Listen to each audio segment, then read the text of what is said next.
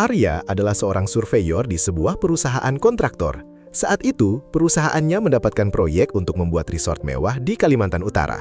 Tempatnya sangat jauh, berada dekat dengan perbatasan Indonesia-Malaysia. Di sana terdapat pemandangan Gunung Harun yang sangat indah.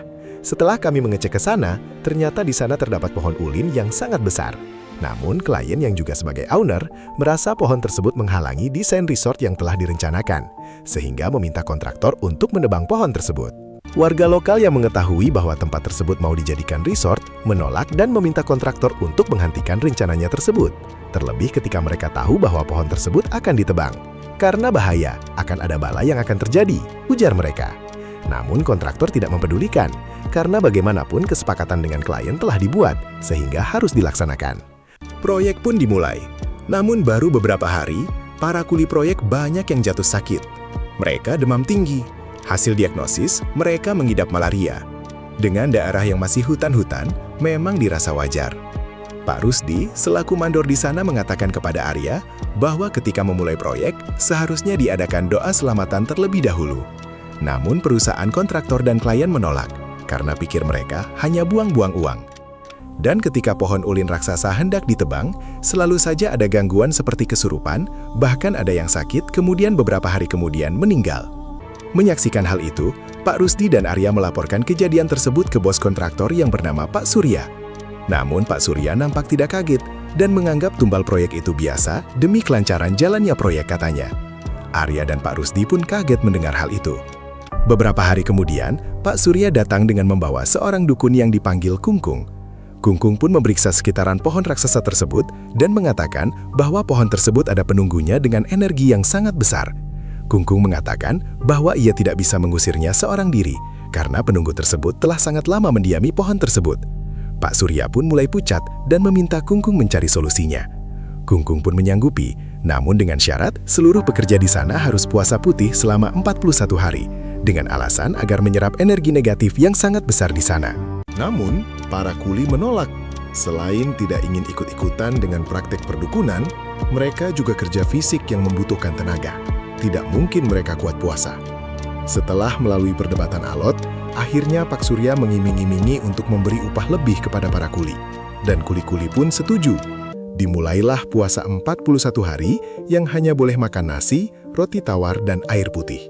Dan ternyata puasanya itu aneh, yaitu dilakukan saat matahari tenggelam hingga matahari terbit, terbalik dari puasa pada umumnya. Proyek pun berjalan tanpa gangguan. Bangunan resort pun mulai tampak terbentuk. Tapi pohon tetap berdiri tegak. Setelah 41 hari, Kungkung datang dan memulai ritual dengan menempelkan kertas mantra ke pohon dan mengelilingi pohon raksasa tersebut. Para pekerja berkumpul untuk menyaksikan aksi Kungkung tersebut. Kungkung membakar kertas mantra yang ditempel tadi dan memasukkan pedang besi ke api tersebut dan dengan mudah menyayat kulit pohon. Padahal sebelumnya dengan gergaji mesin saja sulit. Kulit pohon pun mengeluarkan getah yang berwarna merah mirip darah. Sejenak Kungkung terdiam dan kemudian menghadap ke arah pekerja. Tiba-tiba kepala Kungkung menghadap ke atas. Ternyata Kungkung kesurupan. Dengan wajah marah, Kungkung mengatakan dalam bahasa Jepang, "Kalian manusia rendah, berani sekali mengusik wilayah ini. Sampai kapanpun tanah ini akan dikutuk dan kalian tidak akan bisa memusnahkannya. Dukun ini tidak dapat mengusirku. Lihat, akan kubuat dia mati." Dan Kungkung menusukkan pedang yang dipegangnya ke badannya sendiri. Seketika Kungkung meninggal di tempat.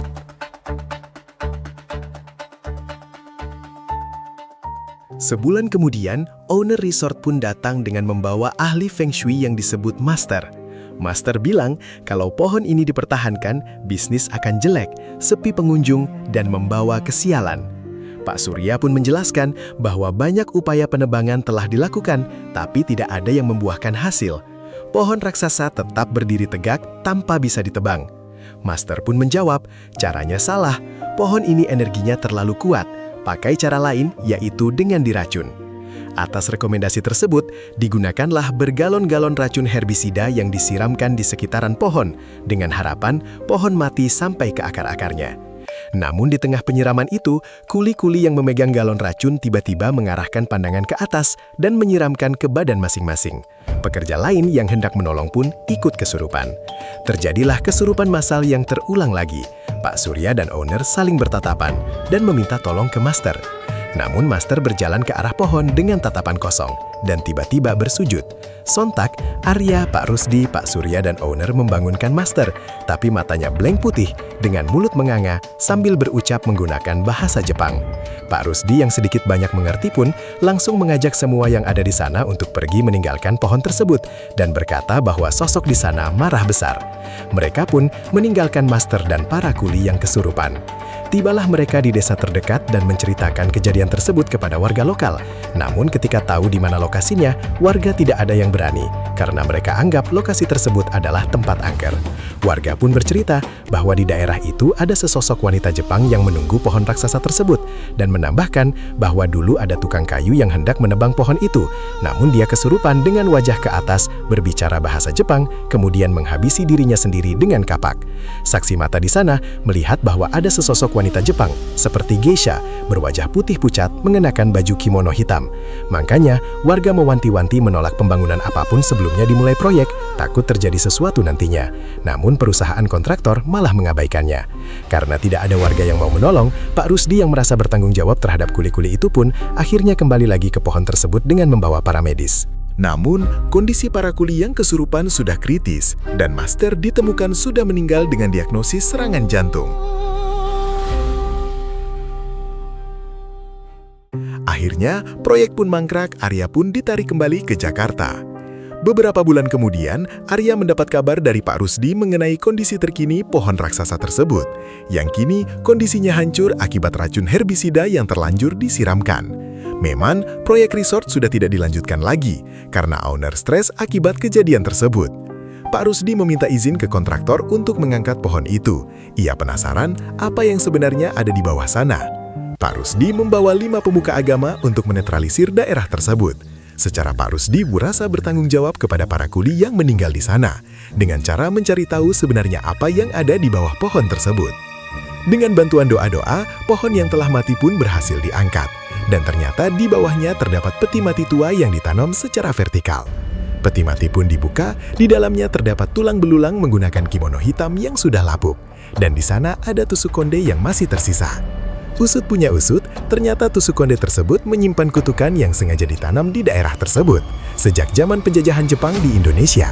Salah satu dari 5 pemuka agama tersebut memiliki kemampuan retrokognisi, kemampuan psikis atau supranatural untuk mengetahui, melihat, atau merasakan peristiwa masa lalu tanpa melalui bukti fisik atau logika normal.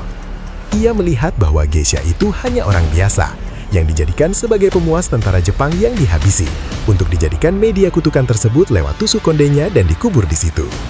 Jika kita tarik mundur sejarahnya, pasukan Jepang pertama kali mendarat di Indonesia di Pulau Tarakan, Kalimantan Utara saat ini.